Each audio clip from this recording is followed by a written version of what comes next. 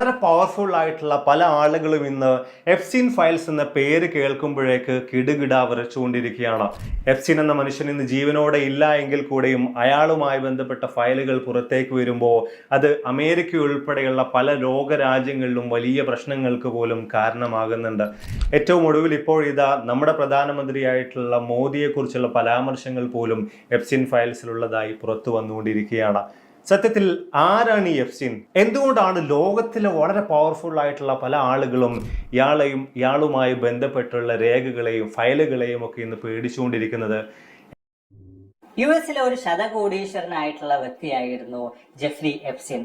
അയാളുടെ ഒരു തുടക്കം നമ്മൾ പരിശോധിച്ച് നോക്കുകയാണെങ്കിൽ വെറും ഒരു സ്കൂൾ അധ്യാപകനായിട്ടാണ് അദ്ദേഹം കരിയർ സ്റ്റാർട്ട് ചെയ്യുന്നത്.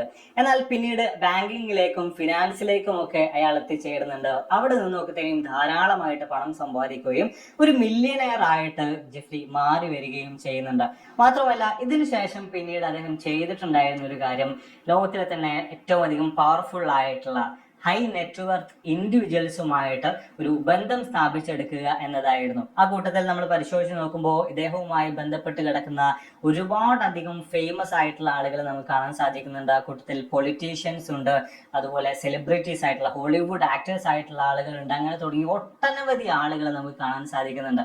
ഇതിനു വേണ്ടി ഈ ആളുകളിലേക്ക് എത്താൻ വേണ്ടിയിട്ട് ഇവരുമായിട്ടുള്ള നല്ലൊരു നെറ്റ്വർക്കിങ്ങിന് വേണ്ടിയിട്ട് എഫ്സിൻ എപ്പോഴും ചെയ്തിട്ടുണ്ടായിരുന്ന ഒരു കാര്യം പാർട്ടികൾ ഹോസ്റ്റ് ചെയ്യുക, നിശാ പാർട്ടികൾ നടത്തുക എന്നതായിരുന്നു. ആദ്യഘട്ടത്തിൽ ഇതിനായിട്ട് ന്യൂയോർക്കിൽ വലിയൊരു മാൻഷൻ തന്നെ അദ്ദേഹം മേടിക്കുന്നുണ്ട്. പിന്നീട് അങ്ങോട്ട് ലോകത്തിലെ തന്നെ ഏറ്റവും ഫേമസ് ആയിട്ടുള്ള ഏറ്റവും പവർഫുൾ ആയിട്ടുള്ള ഒട്ടനവധി ആളുകളെ സംഘടിപ്പിച്ചുകൊണ്ട് കൊണ്ടുവന്നുകൊണ്ട് ഇത്തരത്തിലുള്ള നിശാ പാർട്ടികൾ അദ്ദേഹം അവിടെ സംഘടിപ്പിക്കുകയാണ്. ഈ പാർട്ടികൾക്ക് മറ്റൊരു പ്രത്യേകത കൂടെ ഉണ്ടായിരുന്നു.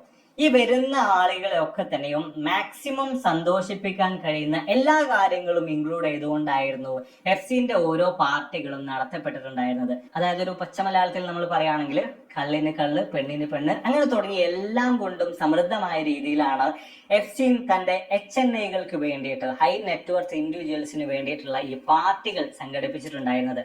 ആദ്യം അത് മുമ്പേ പറഞ്ഞതുപോലെ ന്യൂയോർക്കിലായിരുന്നുവെങ്കിൽ പിന്നീട് അയാൾ സ്വന്തമായിട്ടൊരു ദ്വീപ് മേടിച്ചുകൊണ്ട് അങ്ങോട്ടേക്ക് മാറുന്നുണ്ട്. 75 ഏക്കർ വിസ്തൃതിയിൽ കിടക്കുന്ന ലിറ്റിൽ സെയിന്റ് ജെയിംസ് എന്ന് പറയുന്ന ദ്വീപിലാണ് പിന്നീട് എഫ്സിൻ തന്റെ ഈ പാർട്ടികളൊക്കെ തന്നെ സംഘടിപ്പിച്ചിട്ടുണ്ടായിരുന്നത്. ഇങ്ങോട്ടേക്ക് ആളുകളെ എത്തിക്കാൻ വേണ്ടിയിട്ട് അദ്ദേഹം തന്റെ പ്രൈവറ്റ് ജെറ്റ് ഉപയോഗിക്കുകയും ചെയ്തിട്ടുണ്ടായിരുന്നു. അതായത് മറ്റ് പുറം ലോകവുമായി ബന്ധപ്പെട്ട എല്ലാ നിയമ സംവിധാനങ്ങളിൽ നിന്നൊക്കെ തന്നെയും അകന്നുകൊണ്ട് ഒരു ദ്വീപ്, ആ ദ്വീപിനകത്ത് ഇയാളുടെ പാർട്ടികളുമായി ബന്ധപ്പെട്ട വ്യത്യസ്ത രീതിയിലുള്ള കാര്യങ്ങൾ അരങ്ങേറുന്നു. ഈ ഒരു അവസ്ഥയിലൂടെയാണ് കാര്യങ്ങൾ മുന്നോട്ടേക്ക് പോയിട്ടുണ്ടായിരുന്നത്. പക്ഷേ പുറം ലോകത്തിന് എന്താണ് അവിടെ കൃത്യമായിട്ട് സംഭവിക്കുന്നത് എന്ന കാര്യത്തെ കുറിച്ച് കൂടുതലായിട്ടുള്ള അറിവുകൾ ഒന്നും തന്നെ ഉണ്ടായിരുന്നില്ല. അങ്ങനെയാണ് 2005 ആ ഒരു കാര്യം സംഭവിക്കുന്നത്. 13 വയസ്സ് പ്രായമുള്ള ഒരു പെൺകുട്ടി പരാതിയുമായിട്ട് രംഗത്തേക്ക് വരുന്നു. എഫ്സിന്റെ പാർട്ടികളിൽ പ്രായപൂർത്തിയാകാത്ത താൻ ഉൾപ്പെടെയുള്ള പെൺകുട്ടികളെ പങ്കെടുപ്പിക്കുകയും അതോടൊപ്പം തന്നെ ഈ പറഞ്ഞ പ്രമുഖരായിട്ടുള്ള ആളുകൾക്ക് വേണ്ടി അവരെ കാഴ്ചവെക്കുകയും ചെയ്യുന്നുണ്ട് എന്നതായിരുന്നു ഈ ഒരു പരാതി. ഇത്തരത്തിൽ 35ഓളം വരുന്ന പ്രായപൂർത്തിയാകാത്ത പെൺകുട്ടികളെ ഈ പാർട്ടികളിലേക്ക് എത്തിക്കപ്പെട്ടിട്ടുണ്ടായിരുന്നു. അതും വ്യത്യസ്ത രാജ്യങ്ങളിൽ നിന്ന് പണം ഓഫർ ചെയ്തുകൊണ്ട് ഇങ്ങോട്ടേക്ക് കൊണ്ടുവന്നിട്ടുണ്ടായിരുന്നു എന്ന രീതിയിലൊക്കെയാണ് ഈ പരാതിയുമായി ബന്ധപ്പെട്ട കാര്യങ്ങൾ ഉണ്ടായിരുന്നത്. ഇതിന്റെ എല്ലാം അനന്തരഫലമായിട്ട് 2008 എഫ്സിൻ അറസ്റ്റ് ചെയ്യപ്പെടുന്നുണ്ട്, ജയിലിൽ അടക്കപ്പെടുന്നുണ്ട്. ശേഷം അയാൾ പുറത്തിറങ്ങുന്ന കാഴ്ചയാണ് ലോകത്തിന് കാണാൻ സാധിച്ചത്. പിന്നീട് അയാൾ വീണ്ടും അറസ്റ്റിലാക്കപ്പെടുന്നത് 2019 ഈ പ്രാവശ്യം പ്രായപൂർത്തിയാകാത്ത പെൺകുട്ടികളെ സെക്ഷൽ ട്രാഫിക്കിംഗ് നടത്തി എന്നൊരു കേസിലാണ് ഇയാൾ അറസ്റ്റിലാക്കപ്പെടുന്നത്. 1 മാസത്തോളം അത്തരത്തിൽ ജെഫ്രി എപ്സ്റ്റീൻ ജയിലിനകത്ത് കഴിയുകയും ചെയ്യുന്നുണ്ട്. എന്നാൽ 1 മാസത്തിന് ശേഷം ഇയാൾ ആത്മഹത്യ ചെയ്തു എന്ന റിപ്പോർട്ടാണ് ലോകത്തിന് കേൾക്കാൻ സാധിച്ചത്. ഇവിടെയും ഒരുപാട് തരത്തിലുള്ള നിഗൂഢതകൾ, ദുരൂഹതകൾ ഒളിഞ്ഞിരിക്കുന്നുണ്ട്. ഇയാൾ ആത്മഹത്യ ചെയ്തതാണോ അതോ കൊന്നതാണോ എന്നൊരു വലിയ ചോദ്യം തന്നെ അവിടെ ഉയർന്നു വരുന്നുണ്ട്. അതിന്റെ പ്രധാനമായിട്ടുള്ള കാരണം എന്ന് പറയുന്നത് ലോകത്തിൽ തന്നെ വളരെ പവർഫുൾ ആയിട്ടുള്ള പല ആളുകളുമായിട്ട് ജെഫ്രി എപ്സ്റ്റീന് ബന്ധമുണ്ടായിരുന്നു. ഇവരൊക്കെ തന്നെയും ഇയാളുടെ പാർട്ടികളിൽ പങ്കെടുത്തിട്ടുണ്ടായിരുന്നു. ഇതുമായി ബന്ധപ്പെട്ട് കിടക്കുന്ന രേഖകളൊക്കെ തന്നെയും എഫ്സ്റ്റീന്റെ പക്കൽ ഉണ്ടായിരുന്നു. അതിനും അപ്പുറത്തേക്ക് പല ആളുകളും വിശ്വസിക്കുന്നത് ഈ പാർട്ടികളുമായി ബന്ധപ്പെട്ട ഫോട്ടോകളും വീഡിയോകളൊക്കെ ഉപയോഗിച്ചുകൊണ്ട് ഈ പറഞ്ഞ പ്രമുഖരായിട്ടുള്ള ആളുകളെയെല്ലാം എഫ്സ്റ്റീൻ വിലക്കെടുത്തിട്ടുണ്ടായിരുന്നു, ബ്ലാക്ക്മെയിൽ ചെയ്യുന്നുണ്ടായിരുന്നു എന്ന് പറയുന്ന കാര്യങ്ങളാണ്. സ്വാഭാവികമായിട്ടും പൊതുജനങ്ങളുടെ മുഴുവൻ ശ്രദ്ധ ഈ ഒരു വിഷയത്തിലേക്ക് തിരിയുന്നുണ്ട്. അതോടൊപ്പം പോലീസുകാർ വിശദമായ രീതിയിൽ തന്നെ എഫ്സ്റ്റീനെ കേന്ദ്രീകരിച്ചുകൊണ്ട് അയാളുടെ പാർട്ടികളെ കേന്ദ്രീകരിച്ചുകൊണ്ട് ഒക്കെയുള്ള അന്വേഷണങ്ങൾ നടത്തുന്നുണ്ട്. ഇതിന്റെ എല്ലാം അനന്തര ഫലമായിട്ട് ഏറെക്കുറെ 60 ലക്ഷം പേജുകളുള്ള ഡാറ്റയാണ്, ഫയലുകളാണ് എഫ്സ്റ്റീനുമായി ബന്ധപ്പെട്ടുകൊണ്ട് അന്വേഷണ ഉദ്യോഗസ്ഥർക്ക് കണ്ടെടുക്കാനായിട്ട് സാധിച്ചിട്ടുണ്ടായിരുന്നത്, അല്ലെങ്കിൽ ക്രോഡീകരിക്കാനായിട്ട് സാധിച്ചിട്ടുണ്ടായിരുന്നത്. ഈ ഡാറ്റയുടെ കാര്യം പരിശോധിക്കുമ്പോൾ, അല്ലെങ്കിൽ ഈ ഫയൽസിന്റെ കാര്യം പരിശോധിച്ച് നോക്കുമ്പോൾ ഈ കൂട്ടത്തിൽ വോയിസ് റെക്കോർഡ്സ് ഉണ്ട്, വീഡിയോകളുണ്ട്, ഇമെയിലുകളും ചാറ്റുകളുമുണ്ട്, അതുപോലെ തന്നെ ഫ്ലൈറ്റുകളുമായി ബന്ധപ്പെട്ട റിപ്പോർട്ടുകളുണ്ട്, ഇദ്ദേഹത്തിന്റെ ചില പുസ്തകങ്ങളുണ്ട്, അതിനകത്ത് ഒരുപാടധികം ഡാറ്റകളുണ്ട്. അങ്ങനെ തുടങ്ങി ഒരു വലിയ എമൗണ്ട് ഓഫ് ഡാറ്റകളാണ്. അതിൽ തന്നെ നമ്മൾ പരിശോധിക്കുകയാണെങ്കിൽ ലോകത്തിലെ തന്നെ ഏറ്റവും പവർഫുൾ ആയിട്ടുള്ള ഒരുപാടധികം ആളുകൾ ഉൾപ്പെടുന്ന രീതിയിലുള്ള ഡാറ്റകളാണ് അന്വേഷണ ഉദ്യോഗസ്ഥർക്ക് ഇദ്ദേഹത്തിന്റെ കേസുമായി ബന്ധപ്പെട്ടുകൊണ്ട് കണ്ടെടുക്കാൻ സാധിച്ചിട്ടുണ്ടായിരുന്നത്. ഇദ്ദേഹത്തിന്റെ പാർട്ടികളിൽ പങ്കെടുത്തിട്ടുണ്ടായിരുന്ന ആളുകളുടെ കാര്യം പരിശോധിച്ച് നോക്കുകയാണെങ്കിൽ ആ കൂട്ടത്തിൽ ഏറ്റവും അധികം നമുക്ക് ഒന്നാമതായി കാണാൻ സാധിക്കുന്ന ഒരു വ്യക്തി എന്ന് പറയുന്നത് നിലവിലെ അമേരിക്കൻ പ്രസിഡന്റ് ആയിട്ടുള്ള ഡൊണാൾഡ് ട്രംപ് തന്നെയാണ്. 1600ഓളം തവണയാണ് അദ്ദേഹത്തിന്റെ പേരുകൾ ഈ റിപ്പോർട്ടിൽ പരാമർശിക്കപ്പെട്ടിട്ടുള്ളത്. അതായത് എഫ്സ്റ്റീന്റെ വ്യത്യസ്ത മെയിലുകളിലും മറ്റുമൊക്കെ ആയിട്ട് പരാമർശിക്കപ്പെട്ടിട്ടുണ്ടായിരുന്നത്.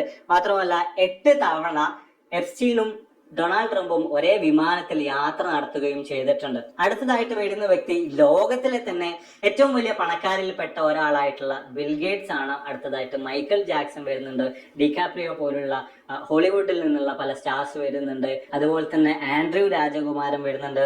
മാത്രമല്ല ലോകത്തിലെ ഏറ്റവും അധികം പ്രശസ്തരായിട്ടുള്ള സയന്റിസ്റ്റുകളുടെ കൂട്ടത്തിൽപ്പെട്ട ഒരാളാണ് സ്റ്റീഫൻ ഹോക്കിൻസ്. അദ്ദേഹം വരെ ഈ എഫ്സ്റ്റീന്റെ പാർട്ടികളിൽ പങ്കെടുത്തിട്ടുണ്ടായിരുന്നു. ഇത്തരം കാര്യങ്ങൾ കൊണ്ടൊക്കെ തന്നെയും ജനശ്രദ്ധ വലിയ തോതിൽ തന്നെ ഈ വിഷയത്തിലേക്ക് വരുന്നുണ്ട്. ജനങ്ങൾ എഫ്സ്റ്റീനുമായി ബന്ധപ്പെട്ട ഈ ഫയലുകളൊക്കെ തന്നെയും പുറത്തു വിടാൻ വേണ്ടി ശക്തമായ രീതിയിലുള്ള ആവശ്യം ഉന്നയിക്കുന്നുണ്ട്. ഇതിന്റെ എല്ലാം അനന്തര ഫലമായിട്ട് 2025 US justice department Epstein file transparency act തന്നെ കൊണ്ടുവരുന്നുണ്ട്. ഇതിനടിസ്ഥാനത്തിൽ 2025 ഡിസംബറിൽ 30,000 പേജുകൾ അടങ്ങുന്ന എഫ്സ്റ്റീൻ ഫയൽസിന്റെ ഭാഗമായിട്ടുള്ള ഡാറ്റകളൊക്കെ തന്നെയും പുറത്തു വിടുകയുണ്ടായി. അത് കഴിഞ്ഞ് പിന്നീട് ഡാറ്റകൾ പുറത്തു വരുന്നത് 2026 ജാനുവരിയിലാണ്. അതായത് ഈ കഴിഞ്ഞ ദിവസങ്ങളിലായിട്ടാണ്. ഏറെക്കുറെ 3.5 മില്യൺ ഡാറ്റകളാണ്, പേജുകൾ വരുന്ന 3.5 മില്യൺ പേജുകൾ വരുന്ന ഡാറ്റകളാണ് പുറത്തു വിടപ്പെട്ടിട്ടുണ്ടായിരുന്നത്. ഇതിനകത്ത് നമ്മൾ പരിശോധിച്ച് നോക്കുകയാണെങ്കിൽ 2000-ലധികം വീഡിയോകൾ വരുന്നുണ്ട്, 2 ലക്ഷത്തിലധികം ഫോട്ടോകൾ വരുന്നുണ്ട്, ഒരുപാടധികം ട്രാവൽ ലോഗ്സ് വരുന്നുണ്ട്. അങ്ങനെ തുടങ്ങി ഒട്ടനവധി കാര്യങ്ങൾ ഉൾപ്പെടുന്ന ഫയൽസ് ആണ്, എഫ്സ്റ്റീൻ ഫയൽസ് ആണ് ഇതിനോട് തന്നെ റിലീസ് ചെയ്യപ്പെട്ടിട്ടുള്ളത്. ഇനി ഈ പുറത്തുവിടപ്പെട്ട ഫോട്ടോകളുടെയും വീഡിയോകളുടെയും അല്ലെങ്കിൽ അതിലെ ഓരോ പേജുകളുടെയും ഡാറ്റകളുടെ കാര്യം പരിശോധിച്ച് നോക്കുകയാണെങ്കിലും അതിലൊക്കെ തന്നെയും വിക്ടിംസിന്റെ നെയിമും പ്രൈവറ്റ് ആയിട്ടുള്ള ചില ഡീറ്റെയിൽസ് ഒക്കെ തന്നെയും കംപ്ലീറ്റ്ലി മായ്ച്ചു കളയപ്പെട്ടിട്ടുണ്ട്. അതൊക്കെ തന്നെയും ബ്ലാക്ക് നിറത്തിൽ കവർ ചെയ്യപ്പെട്ടിട്ടുള്ള രീതിയിലാണ് നമുക്ക് കാണാൻ സാധിക്കുന്നത്. എങ്കിലും ചില ഫോട്ടോകളൊക്കെ തന്നെയും കാണുമ്പോൾ നമ്മളൊക്കെ തന്നെ ഞെട്ടിത്തരിച്ചു പോകുന്ന രീതിയിലൊക്കെയുള്ള ഫോട്ടോകൾ തന്നെയാണ് എഫ്സ്റ്റീൻ ഫയൽസിന്റെ ഭാഗമായിട്ട് നിലവിലും പുറത്തു വന്നിട്ടുള്ളത്. അപ്പം ഇവിടെ ഒക്കെ തന്നെ നമ്മൾ പരിശോധിച്ച് നോക്കുമ്പോൾ ഏറ്റവും ലേറ്റസ്റ്റ് ആയിട്ട് പുറത്തു വിടപ്പെട്ട ഈ എഫ്സ്റ്റീൻ ഫയൽസിലാണ് മോദിയുമായി ബന്ധപ്പെട്ടുള്ള ചില പരാമർശങ്ങൾ വരെ നമുക്ക് കാണാൻ സാധിക്കുന്നത്. ഇനി നിലവിൽ പുറത്തു വിടപ്പെട്ട ഈ ഫോട്ടോകളുടെയും വീഡിയോകളുടെയും ഒക്കെ കാര്യം പരിശോധിച്ച് നോക്കുകയാണെങ്കിൽ ഇവ പലതും എഫ്സ്റ്റീന്റെ പാർട്ടികളിൽ നിന്നുള്ളതാണ്. അതിൽ തന്നെ ലോകത്തിലെ വളരെയധികം ഫേമസ് ആയിട്ടുള്ള, വളരെയധികം പ്രശസ്തരായിട്ടുള്ള പല ആളുകളെയും ഒരുപാടധികം വയസ്സ് കുറവുള്ള പെൺകുട്ടികളുമായിട്ടൊക്കെ നിൽക്കുന്ന ഫോട്ടോകൾ നമുക്ക് കാണാൻ സാധിക്കുന്നുണ്ട്. അതിൽ ചില ആളുകൾക്കൊക്കെ തന്നെ പകുതി മാത്രമേ വസ്ത്രമുള്ളൂ. അങ്ങനെ തുടങ്ങിയിട്ടുള്ള രീതിയിലാണ് നിലവിൽ ഫോട്ടോകളും വീഡിയോകളൊക്കെ നമുക്ക് കാണാൻ സാധിക്കുന്നത്. ഇപ്പോൾ ഇവിടെ ഉയർന്നു വരുന്ന വലിയൊരു ചോദ്യമുണ്ട്. ഇത്തരത്തിലുള്ള ഈ ഫോട്ടോകളും വീഡിയോകളും ഒക്കെ ഉപയോഗിച്ചുകൊണ്ട് ഇവരെ ഒക്കെ തന്നെയും എഫ്സ്റ്റീൻ ഭീഷണിപ്പെടുത്തിയിരുന്നോ, ബ്ലാക്ക്മെയിൽ ചെയ്തിരുന്നോ എന്നതാണ് ആ ഒരു കാര്യം. ഇവിടെ പലരും പരാമർശിക്കുന്നത് ജെഫ്രി എപ്സ്റ്റീൻ CIA-യുടെ അറിവോടുകൂടെയാണ് ഇത്തരം പാർട്ടികൾ നടത്തിയിട്ടുണ്ടായിരുന്നത് എന്നൊരു കാര്യമാണ്. അതോടൊപ്പം തന്നെ ചില ആളുകൾ അവകാശപ്പെടുന്നത് മൊസാദിന്റെ ഒരു ഏജന്റ് കൂടെയായിരുന്നു എപ്സ്റ്റീൻ, അങ്ങനെയാണ് അയാൾക്ക് ഇത്ര വലിയ കോടീശ്വരനായിട്ട് മാറാൻ വേണ്ടി സാധിച്ചിട്ടുണ്ടായിരുന്നത് എന്ന് തുടങ്ങിയിട്ടുള്ള കാര്യമാണ്. അതായത് ലോകത്തിലെ പവർഫുൾ ആയിട്ടുള്ള ആളുകളുമായി ബന്ധപ്പെട്ട വളരെ രഹസ്യ സ്വഭാവത്തിലുള്ള പല കാര്യങ്ങളും ഇയാൾ കൈക്കലാക്കുന്നതോടുകൂടെ മറ്റൊരു രാജ്യത്തിന് വേണ്ട ആവശ്യങ്ങൾ പോലും ഈ ആളുകളെ വെച്ചുകൊണ്ട്, ഈ HNI-കളെ ഉപയോഗിച്ചുകൊണ്ട് നേടിയെടുക്കാൻ, ബ്ലാക്ക്മെയിൽ ചെയ്തുകൊണ്ട് നേടിയെടുക്കാൻ എഫ്സിന് സാധിച്ചിട്ടുണ്ടായിരുന്നു എന്ന രീതിയിലാണ് കാര്യങ്ങൾ വരുന്നത്. അതായത് കുറച്ചുകൂടെ നിങ്ങൾക്ക് മനസ്സിലാകുന്ന രീതിയിൽ പറയുകയാണെങ്കിൽ, ഇപ്പം അമേരിക്കയുമായി ബന്ധപ്പെട്ട് എന്തെങ്കിലും ഒരു ആവശ്യം നേടിയെടുക്കണം എന്നുണ്ടെങ്കിൽ മറ്റേതെങ്കിലും ഒരു കൺട്രി നേരെ ആദ്യം സമീപിക്കുന്നത് എഫ്സിനെ ആയിരിക്കും.